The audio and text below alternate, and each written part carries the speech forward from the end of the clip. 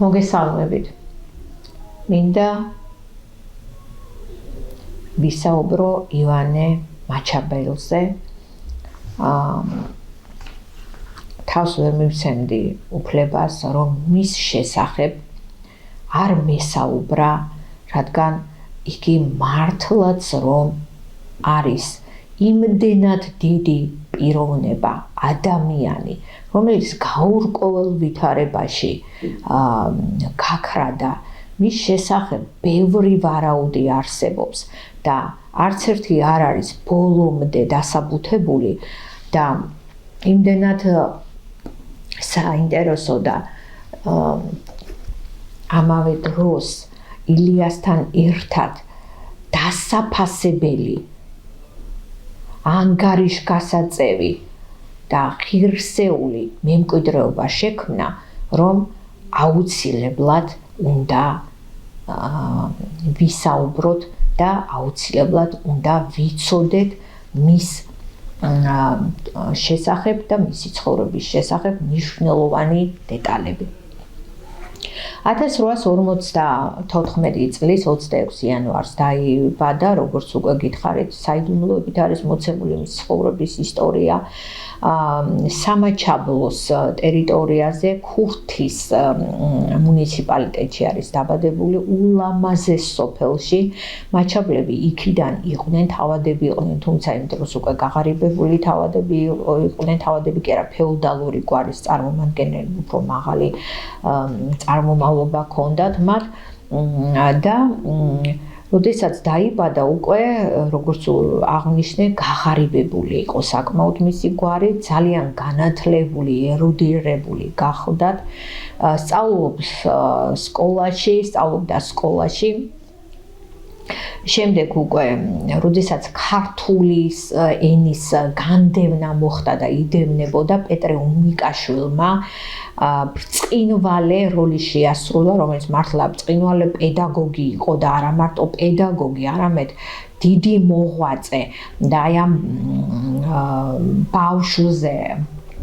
ამ შემთხვევაში ივანე მაჩაბლის ბავშვობაზე მნიშვნელოვანი გავლენა მოახდინა და მან ქართული ენის სიყვარული შეისისხლხორცა, იზრდება ამ სიყვარულით და შედის სასწავლებლად ბუნებისმეტყველების ფაკულტეტზე. პეტერბურგში მიდის სასწავლებლად, შემდგომ მოუწია გერმანიაში სწავლა და დაეუფლა არაჩვეულებრივად ამ გერმანულ ენას და მიიღო მნიშვნელოვანი განათლება და არა მარტო გერმანულ, ინგლისურ ენასაც, რუსულს, იტალიურს ძალიან თავისუფლად ფლობდა. ილიას, როგორც ვთქვი, უკვე ილიას დაუახლოვდა და ეს მოხდა თავადაზნაურთა ბანკის დაარსების დროს. ამ დროს რუსეთიდან უნდა გაცემულიყო ნებართვა, რომ დაარსებულიყო თავადაზნაურთა ბანკი. ამის გამო პეტერბურგში 6 თვით მოუწია ძალიან მძიმე პირობებში ყოფნა და ლოდინი იმ სუსხიან მყინვარში, ამინდში და ისედაც ძალიან ცუდ პირობებში რა იქნებოდა, რა პასუხი იქნებოდა, არც იცოდა ილიამ, მაგრამ აი ამ ლოდინის რეჟიმში იყო, ახალშერთული ჰყავდა ამ დროს ოლღა გურამიშვილი და აი პირადი ჩანაწერები მიმოწერათ, ვინცაც წაკითხული აქვს, იქ ჩანს აი ეს უდიდესი სიყვარული და აი ამ სიყვარულთან მიუხედავად იმისა, რომ ახალშერთული მიუღლია, ჰყავს დატოვილი მას საქართველოში,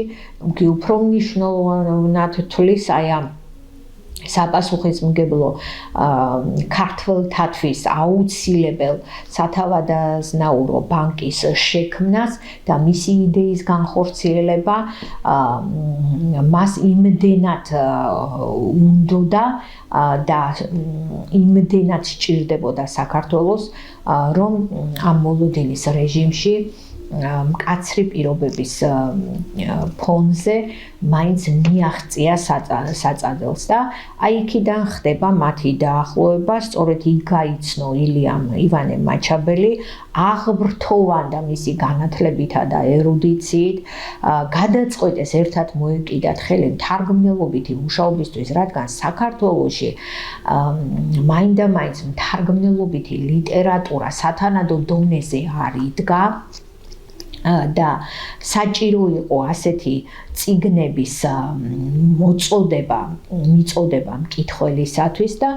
დაიწყეს მათ მუშაობა შექსპირის მეფე ლირზე. ილიას ხედვა სხვანაირი იყო, მაგრამ მაჩაბელს ჰქონდა ზუსტი ზედმიწევნითი ხედვა, რომელსაც არაჩვეულებრივი თარგმანები აქვს და იმდენად ძლიერი თარგმანები აქვს, რომ მის თარგმანებზე იდგმებოდა სპექტაკლები და კოტე მარჯანიშვილი მის თარგმანებს ელოდებოდა ხოლმე ერთი სულის მოთქმით და ანშლაგებით ტარდებოდა სპექტაკლები თეატრის სცენაზე. და ძალიან დაუახლოვდნენ ისინი ერთმანეთს და სათავადაზნაურო საქმეებს ანდობს ილია მას და თავისი მარჯვენა ხელი ხდება. 60-იანელებს შეუერთდა აბსოლუტურად ყველა საქმეში. თუ სადმე პრობლემატიკა იყო ეროვნულ საქმესთან დაკავშირებით, სიტყვა იყო სათქმელი, საქმე იყო გასაკეთებელი, ყველგან 60-იანელების გვერდით იდგა თავდაუზოგავი მოღვაწე იყო. ნოვატორული მიდგომა ჰქონდა ყველაფერთან, რასაც ვერ ვიყვეთ ილიაზე, ილია უფრო ძველი მეთოდებით ხელმძღვანელობდა, ილიას პოლიტიკა იყო უფრო ხისტი, პირდაპირი, უხეში, მაგრამ მას ჰქონდა დიპლომატიური მიდგომა და როგორც ყოველთვის ხდება ხოლმე მათი ასეთი ძალიან დიდი მეგობრობა და დაახლოება, ორი უზარმაზარი მოღვაწის ერთიანობა. ეს იცით რას გააკეთებდა, რომ დაეცალათ მათთვის. გადატრიალებას მოახდენდა მთლიანად ქართულ ეროვნულ ცნობიერებაში და აი სწორედ აქ გათიშეს ისინი და შურისაგან დაბრმავებულებმა, რა თქმა უნდა, ივანესა და ილიას მეგობრობა ვერ აიტანეს. ორი უაღრესად ეროვნული ფიგურა, როგორც უკვე ვთქვი, მათთვის ძალზე საშიში იყო და ილიას მოძულეები გადავიდნენ ვითომ ივანე მაჩაბელთან მის ბანაკში და მისი ბრჭყალებში, რა თქმა უნდა, კეთილისმყოფლები გახდნენ და ილიას წინააღმდეგ მაპროვოცირებელი განცხადებებით გამოდიოდნენ, სხვადასხვა ინტერპრეტაციით აწოდებდნენ სათქმელს ივანე ჯავახიშვილს და ივანე მაჩაბელს და ივანე მაჩაბელი იმდენად ალალი ადამიანი იყო და იმდენად სუფთა, რომ ვერც წარმოედგინა, რომ ეს ყველაფერი განზრახ კეთდებოდა და შეგნებულად და ეს ორი ადამიანი ერთმანეთთან რომ დაეშორებინათ, ისეთი ფაქტები მოყავდათ, რაც რეალობასთან ახლოს იყო, თუმცა თავიანთი ინტერპრეტირებით და ილია, როგორც უკვე ვთქვით, თანდათან ჩამოაშორეს იქ თავისი ხისტი პირდაპირი პოლიტიკით, ძალიან ესე იგი ბევრს იმტერებდა, რასაც ვერ ვიტყვით ივანე მაჩაბელზე და აი აქედან გამომდინარე ამათი შეგონებით და მათი რჩევით, ესეც ჭალებში, ვითომ რჩევით, გადაწყვიტა ივანემ, რომ ვისგანაც წამოვიდა უფლება აი ამ სათავადაზნაურო ბანკის გახსნისა, ანუ რუსეთისგან წამოვიდა, ისინი ჩაეყენებინა საქმის კურსში, თუ რა რეფორმები ტარდებოდა, რა ხდებოდა და რა მდგომარეობა იყო ამ ბანკში. ეს ყველაფერი ილიამ ასევე ჭყალებში შემთხვევით გაიგო დამსმენების წყალობით და უფრო მწვავე რეაქცია ჰქონდა და მან არც კი მოусმინა უკვე ივანე მაჩაბელს, რომ მას ეს დასმენის მიზნით არ გაუკეთებია და სულ სხვა მიზანი ჰქონდა მას და სულ სხვა რამეს ემსახურებოდა მისი ეს ასეთი მიდგომა, მაგრამ ილიას უკვე აღარაფრის მოსმენა არ უნდოდა და აი ბანკის თავყრილობაზე, სათავადაზნაურო კრებაზე ძალიან მკაცრად ამხილა მან უკვე ივანე მაჩაბელი და აქედან სერიოზულად დაეძაბათ ურთიერთობა. გაიხარეს მათმა მტრებმა, დააშორეს ორი ბრწყინვალე მოღვაწე ერთმანეთს, გააღრმავდა ეს კონფლიქტი და ისე დღეში ჩააგდეს, რომ მისმა კეთილისმყოფლებმა ახლა დაიწყეს მასზე იარაღების მიწებება და ქვეყნის მტერს დამსმენს ეძახდნენ, ქვეყნის ამრევად მონათლეს და ამის შემდგომ უკვე ვეღარ შეძლო, საერთოდ ცალკე დადგა, ჩამოშორდა აბსოლუტურად ყველას, მაგრამ მისი ნიჭიერება მაინც ფართო ჰორიზონტს პოულობს და შექსპირი იმდენად რთული იყო სათარგმნელად და შეეჭიდა შექსპირს და თარგმნა მან ჰამლეტი, მაკბეტი, მეფე ლირი, კორიოლანოსი, მთელი შექსპირი და თითქმის და ქართულ ლიტერატურაში მნიშვნელოვანი წვლილი შეიტანა, ხოლო ქვეყნის ეროვნულ საქმეებს ჩამოშორდა აი ამ დამსმენების გამოისობით და დიდ კიბოს ატარებდა. გულნათკენია თავის თავში იკეტება და ცდილობს რომ განმარტოებული იყოს. მის ცხოვრების დეტალები ჯერ თავიდან, როდესაც პატარა იყო, თითქმის ყმაწვილი და კიდევ უფრო პატარა, მას ერთი შეხედვით მოცეკვავე ქალი მოეწონა და შეუყვარდა, რომელიც სილამაზით იყო განთქმული და რუსეთის იმპერატორიც კი აყოფთაოვანებია თავის სილამაზით. შემდეგ მაკო საფაროვაზე იყო თეატრალურ მოღვაწეზე და ძალიან ძლიერ მსახიობზე, თეატრალურ დასის წამყვან მსახიობზე შეყვარებული, ორჯერ სთხოვა ხელი და ორჯერ მაკო საფაროვა მას მტკიცე უარი განუცხადა და აი მის თარგმანებზე, პიესებზე იდგმებოდა სპექტაკლები და როგორც უკვე გითხარით, კოტე მარჯანიშვილი ელოდებოდა ხოლმე მის თარგმანებს, რომ დადგმულიყო შემდეგ ეს სპექტაკლები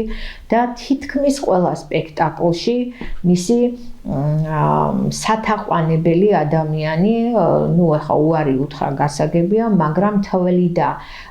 რომ მაკო საფაროვა მართლაც გამორჩეული თავისებური ხედვის მსახიობი იყო, რომელიც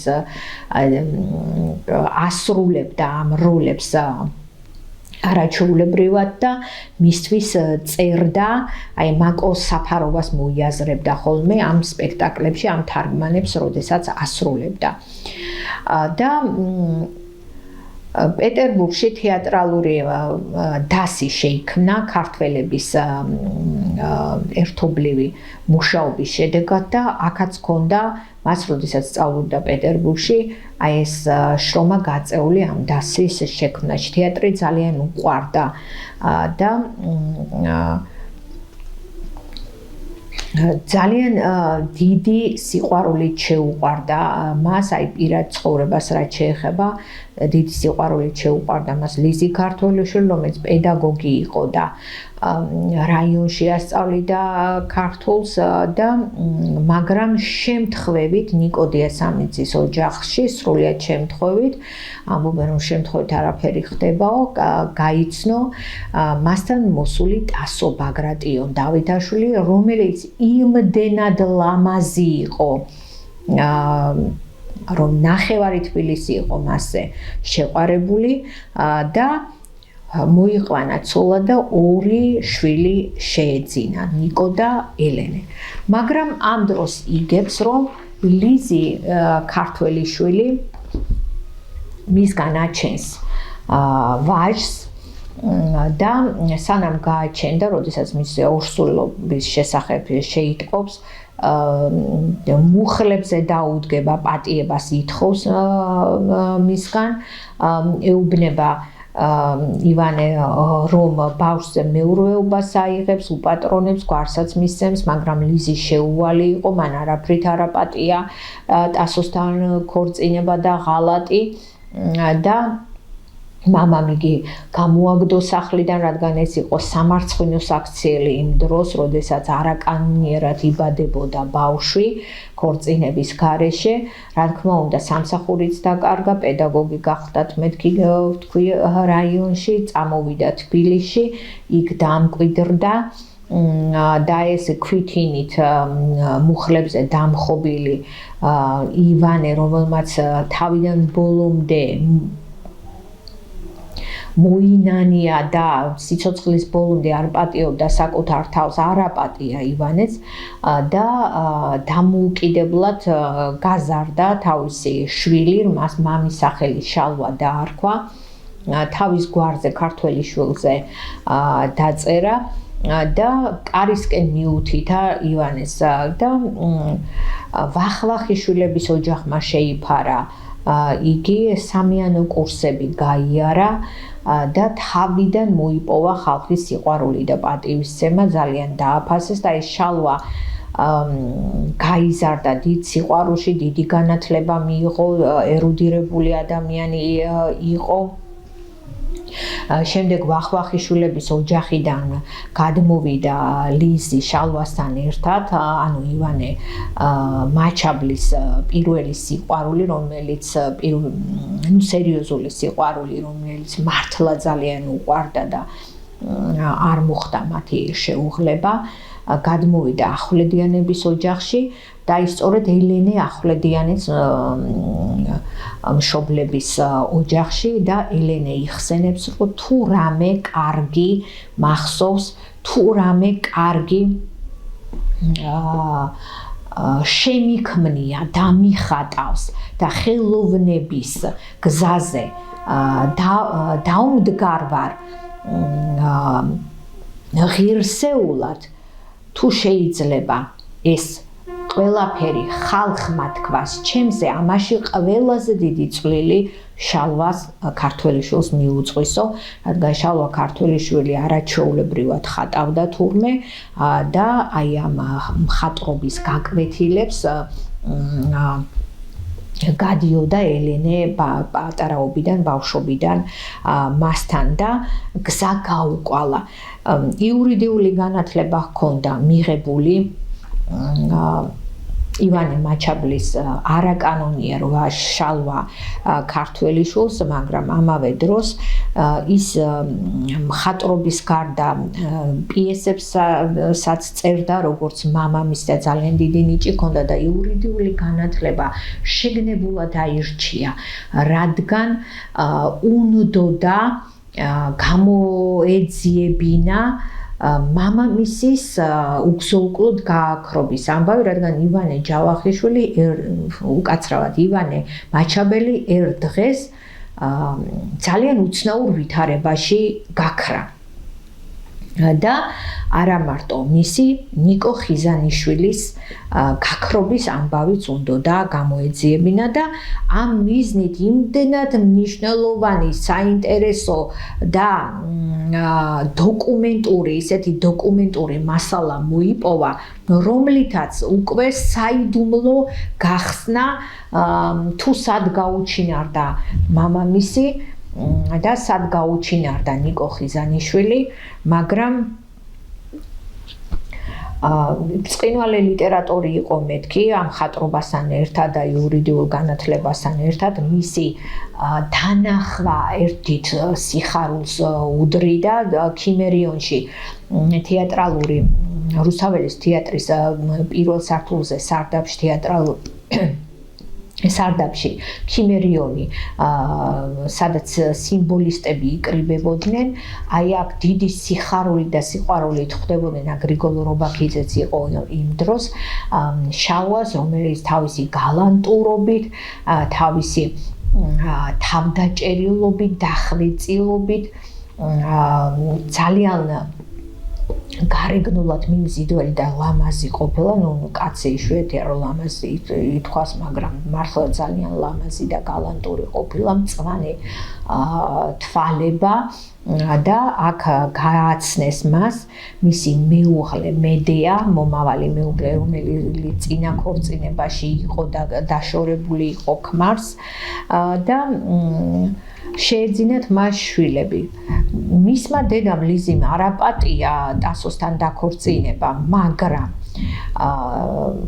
ყველაფერი გააკეთა იმისთვის, რომ შალვა ქართველიშვილს, ანუ ივანე მაჩაბლის არაკანონიერ შვილს, თავის კანონიერ და-ძმასთან, ნიკოსა და ელენესთან ერთად ძალიან კარგი ურთიერთობა ჩამოყალიბებოდა და ისინი არაჩვეულებრივ დაძმურ ურთიერთობაში იყვნენ მართლაც ერთმანეთთან, მაგრამ არ დაინდეს ნიკო და 1921 წელს იგი დახვრიტეს, 1937 წელს დახვრიტეს ასევე შალვა ქართველიშვილიც და მას ყველა დოკუმენტური მასალა ჰქონდა მეთქი, ყველა დეტალი ჰქონდა გამოძიებული მამისა და ნიკო ხიზანიშვილის გაქრობის, გაუჩინარების შესახებ, ასევე ჰქონდა ლიტერატურული ჩანაწერები და ყველაფერი გაანადგურეს, ყველაფერი გააცამტვრეს. და დღეს ისევ არ ვიცით დაზუსტებული ინფორმაცია არ გვაქვს ივანე მაჩაბლის გაუჩინარების შესახებ, მხოლოდ და მხოლოდ ვარაუდები გვაქვს, არადა გამოიწია და ეს მასალები მთლიანად გაუნადგურეს შალვა ქართველიშვილს და თვითონ იმდენად აწამეს, რომ გადაასახლეს ციხეში შემოაკვდათ სასტიკი წამების დროს. რაც შეეხება ივანე მაჩაბელზე ვისაუბროთ, გავაგრძელოთ ეს მისი შვილების ისტორია და ახლა თვითონ ივანეზე გავაგრძელოთ, არც ელენეს არ შეხვდა კარგი ბედი, ასე ვთქვათ, მის თავზეც დატრიალდა უკვე ხმა ბედის ჩარხი და ძალიან საშინელი წლები გამოიარა და თვითონ ივანე მაჩაბელი ტუბერკულოზით დაავადდა, მძიმედ გადაიტანა, ძლივს გადაარჩინეს და რეაბილიტაცია გაიარა, მაგრამ 3 ნეკნის ამოჭრა დასჭირდათ, რომ გადაერჩინათ იგი და ამის შემდეგ იგი ესე იგი 7 წლის განმავლობაში რომ იტყვიან მდუმარებაში არის და თითქმის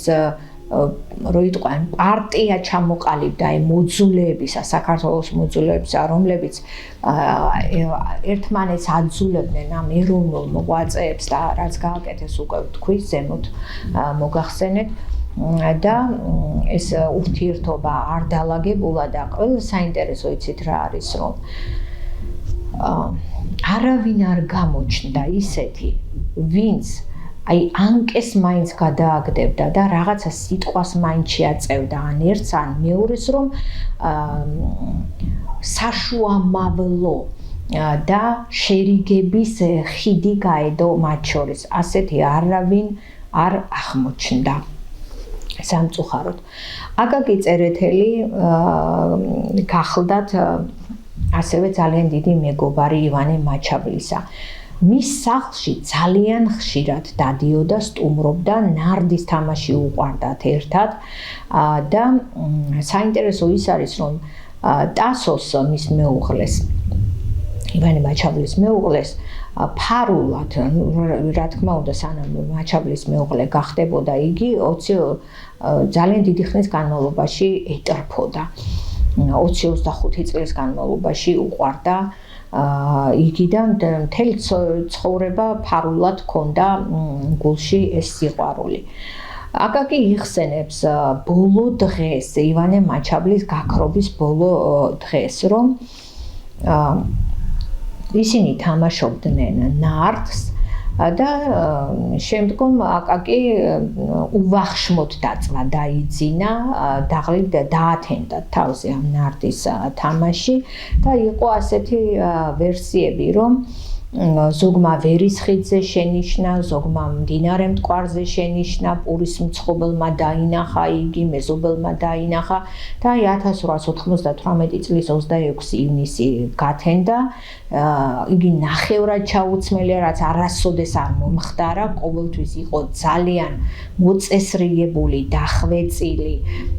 გალანტურად გამოწყობილი და ჩაცმული. და ტასოს მოესმა ხმა მის მეუღლეს და როდესაც ავიდა ოთახში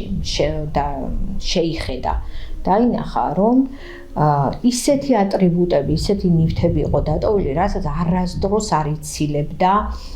და სულთან დაჰქონდა. ეს იყო ძეწკვიანი საათი, საფულე და თვითონ საეჭვოდ იყო გამქრალი. სხვადასხვა ვერსიები არსებობდა ივანე მაჩაბლის გაქრობასთან დაკავშირებით. პირველი ეს გახდათ ილიასთან კონფლიქტი, რომ ილიას ხელი ერია მის გაქრობაში, მაგრამ მაშინვე გაქარწყდა ეს ეჭვი, რადგან ილიამ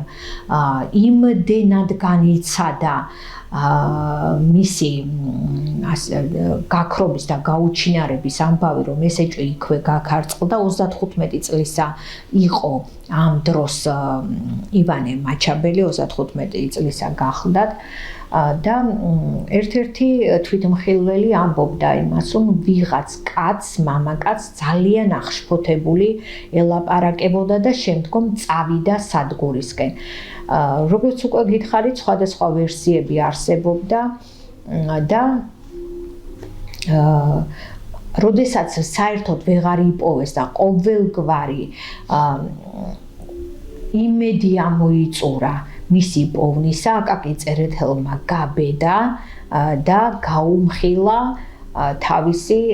სიყვარული ტასოს და ტასო იმდენად აღშფოთდა, რომ იქვე აუკრძალა ამ სიტყვის გაგრძელება და ძალზე დამწუხრებული, შერცხვენილი დაბრუნდა, წამოვიდა აკაკი თავის სახლში და ამ საკითხზე რა თქმა უნდა აღარასოდეს არ უსაუბრია და ერთ-ერთი ვერსია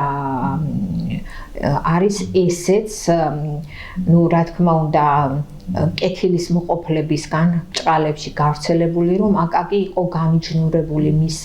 მეუღლეზე და თავისთავად იყო კიდეც, მაგრამ მათ ოჯახურ იდილიაში არანაირად ცუდად არ ჩარეულა და ვითომ ამის გამო, როდესაც გაიგო ეს ივანემ, მაგრამ ეს ვერსია ხო კიდევ რა იყო, რატომ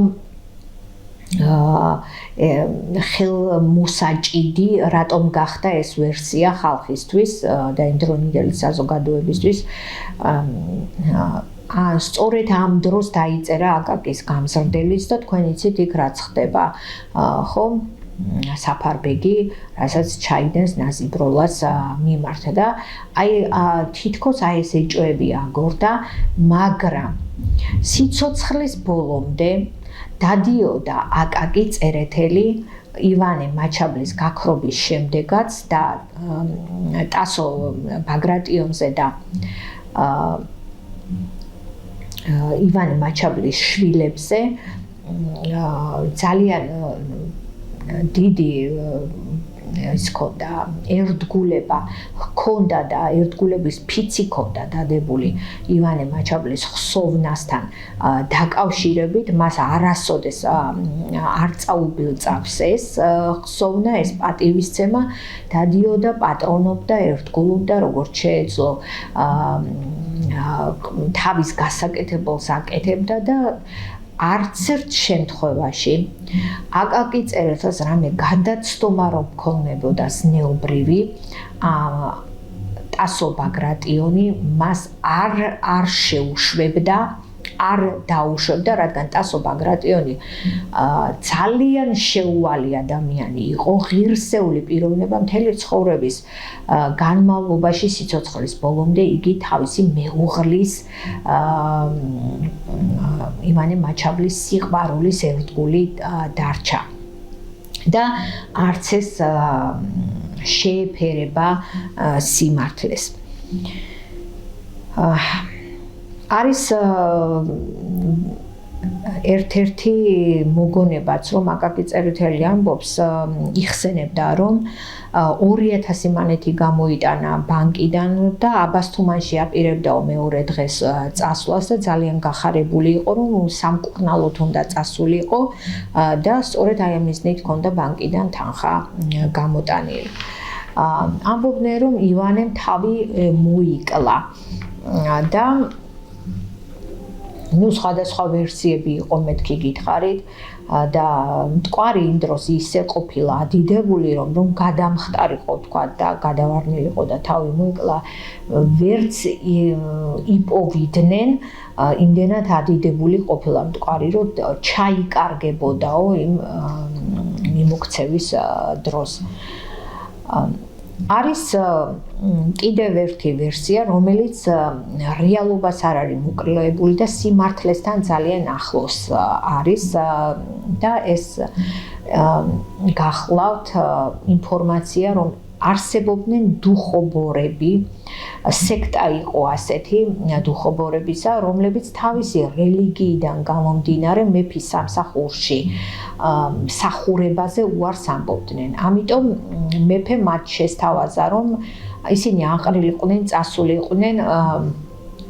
მისცა მათ თავისუფლება, ოღონდ კვიპროსის მახლობლად დასახლებულიყვნენ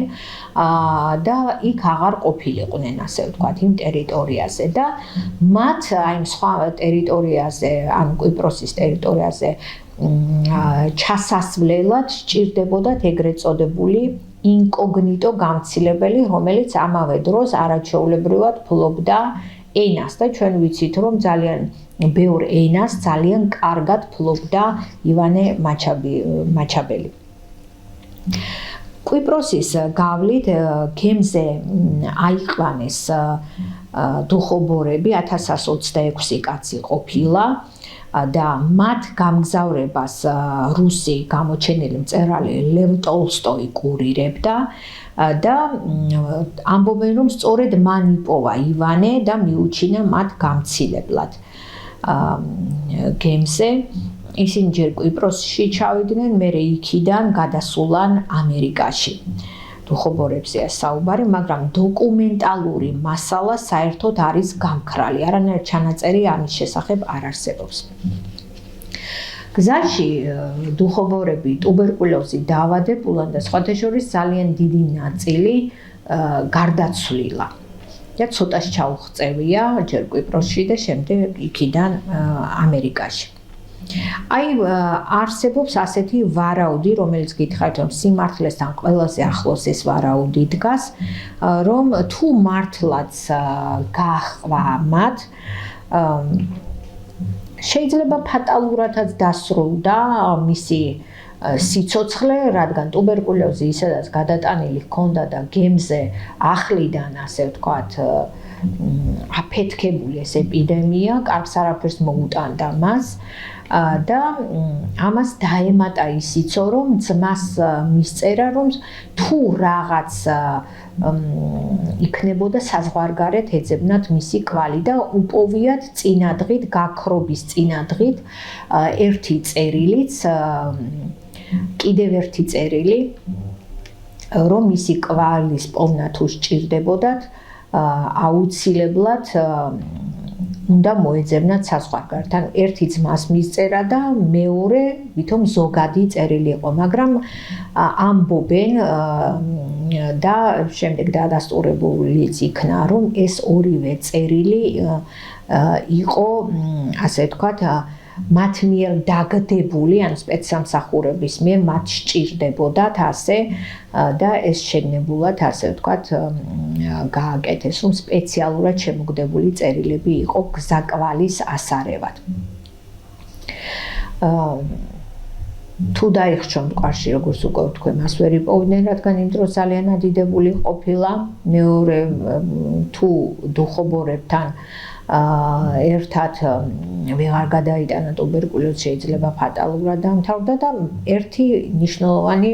ფაქტიც ვთქვათ, ვისაუბროთ ამის შესახებაც. ყირიმის მონასტერში იყო ვინმე ქართველი ბერი იოანე, რომელსაც ურჩიეს ბერებმა, რომ ერთ-ერთი ემკურნალა, ასე ვთქვათ, დაავადებული ყოფილა ისიც ტუბერკულოზით და ემკურნალა აქ, რადგან მათ მონასტერში ყოფილა ვინმე ქართველი თავადი, რომელიც სასწაულად გადარჩენილა და სწორედ აი ამ ყირიმის მონასტერში აი ამ ბუნებას განუკურნავს, ასე ვთქვათ, მის სასწაულებრივ ჯადოსნურ ძალას და ეს თავადი იყო ქართველი თავადი, რომელიც სასწაულად იყო გადარჩენილი და ყირიმის მონასტერში იმყოფებოდა. როდესაც იოანემ ეს გაიგო, მაშინვე გამოაგზავნა წერილი საქართველოში, საქართველოს მთავრობასთან, ასევე მის ოჯახთან, რომ შეიძლებოდა სწორედ ის გამქრალი ივანე მაჩაბელი ყოფილიყო ყირიმის მონასტერში მყოფი სასწაულად გადარჩენილი ვინმე ქართველი თავადი, რომელსაც ასევე ტუბერკულოზი ჰქონია და გადარჩენილა. მაგრამ უსახსრობის გამო მისი საყვალის დადგენა ვერ მოხერხდა და ჰაერში განიფანტა და გაქრა ყველაფერი. და მე როგორც უკვე ვთქვით, მისმა შვილმა, ვაჟმა, შალვა ქართველიშვილმა გამოიძია ყველაფერი მისი მამისა და ასევე ნიკო ხიზანიშვილის გაქრობის შესახებ, მაგრამ რა თქმა უნდა ეს დოკუმენტური მასალა სრულიად გაანადგურეს, გააცამტრეს, ასევე ლიტერატურული ჩანაწერებიც, როგორც აღნიშნე უკვე და თვითონ ისიც სასტიკად აწამეს 1927 წელს და აი ამგვარად დასრულდა ეს ისტორია. ამბობენ, რომ ძალიან ხშირად ხედავდნენ, რომ იმდენად სათუთი ბუნების ადამიანი იყო, რომ მთელი როგორც გითხარით, მთელი ცხოვრების განმავლობაში ვერ პატიობდა თავის თავს ლიზის ნებურ ღალატს და მის სურათთან დამხობებს განმარტოებულს ძალიან ხშირად ხედავდნენ, რომ ჩურჩულებდა და პატიებას თხოვდაო. მაკოსთვის, მაკო საფაროვასთვის ამაზეც ვისაუბრეთ, რომ დგამდა თითქმის ყველა სპექტაკლს და ყველაფერს და მეგობრობდნენ მაკო საფაროვას მახლობლად გვერდით, თითქმის გვერდით ცხოვრობდა ის თავის მეუღლესთან და სოსთან ერთად და თავის შვილებთან ერთად და აი პატივისცემის ნიშნად სახლში ჰქონიათ 24 ადგილიანი მაგი და ინგლისური სერვისით გაწყობილი და სწორედ აი ამ მაგიდასთან იმართებოდა ხოლმე თურმე მსჯელობა, დისკუსიები, როლის განხილვა, საუბარი, პოლემიკა, დისკუსია, შეჯერება მასალებისა და აქ ისხდნენ მაგიდასთან მაკო საფაროვა გახილვების დროს და ივანე მაჩაბელი და პატივისცემის ნიშნად სახსოვრად აი ეს 24 კაციანი მაგი და თავის ინგლისური სერვისით საჩუქრად ტასომ სწორედ ამის გამო გადასცა მაკო საფაროვას. საფლავიც კი არ მოიპოვება მისი და მისმა შვილმა ელენემ, რომელმაც ასევე ტრაგიკული ბედი გამოიარა, ჩვენ ვთქვით, რომ გადაერჩინათ ურთულესი ოპერაცია გაუკეთდა მას და სასწაულებრივად გადაარჩინეს და სამი ნეკნი ამოკვეთეს და აი სიმბოლურად ეს სამი ნეკნი არის სწორედ მთაწმინდაზე დამარხული, რადგან საფლავი არ არსებობს ასევე მისი შვილის შალვა ქართველიშვილის საფლავიც ისიც დაკარგულია, გამქრალია საერთოდ და აი ეს არის ისტორია ღვაწლმოსილი ადამიანისა, რომელმაც მთელი ეპოქა ისტორია შექმნა, რომელიც მოვიდა, თავისი სათქმელი თქვა, რომელმაც დაწერა არა მარტო დაწერა, თავისი სიცოცხლით, მთელი თავისი ღირსეული შემოქმედებითი პოტენციალით გაშალა ფართო ჰორიზონტზე და ნიჭი, ცხოველმყოფელი ნიჭი, რომელსაც ასე გადაუხადეს, ასე არ დაუფასეს, რომელიც ჩამოაშორეს ეროვნულ საქმეს, რომელიც ჩამოაშორეს ერის მამას ილიას და სწორედ ორი დიდი მოღვაწე და ორი დიდი მამა ეყოლებოდა ილიას და შეიძლება დღეს ჩვენ ამ მდგომარეობაში არც ყოფილიყავით რა შედეგებსაც დღეს ვიმკით. ოდითგანვე ასე ხდებოდა სამწუხაროდ, რომ ციხე-შიგნიდან ტყდებოდა და ასეთი მოღვაწეები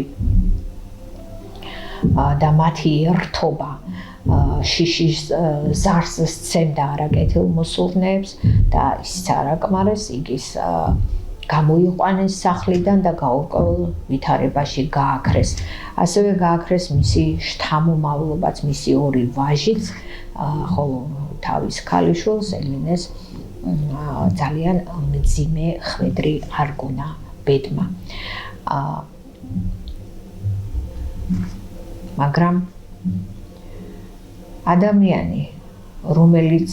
გააქრეს ფიზიკურად, ვერ გააქრეს ხალხის მეხსიერებიდან, ვერ გააქრეს ეროვნული მოღვაწეების სიიდან, საქართველოს ღვაწლმოსილი და დაფასებული ადამიანთა სიიდან. ის არის ადამიანი, ის არის მოღვაწე, რომელიც ეპოქალურ დიად სვლებს აკეთებდა და მართლაც რომ განუზომელია მისი ღვაწლი და დაფასება. მადლობა ყურადღებისათვის, კარგად ბრძანდებოდეთ, გემშვიდობებით მომავალ შეხვედრამდე.